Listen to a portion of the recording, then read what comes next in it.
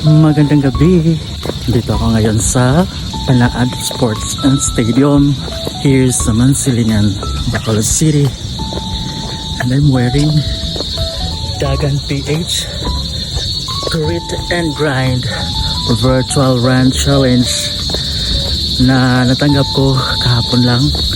Pinadala nila sa akin kasi natapos ko yung 175 kilometers within 75 days. So nag-start siya noong July 1 until September 15. Pero tinapos ko siya ng 1.5 month. So natapos ako noong August 16. So kahapon ko lang na-receive yung parcel ng medal at saka yung shirt. Thank you Dagan PH. So Dagan PH pala ay from Butuan, I think. Kasi yung address sa parcel is Butuan nakalagay. Until the next challenge, abangan ko kayo. Sasali talaga ako kasi legit ang Dagan PH. Ang ganda ng medal.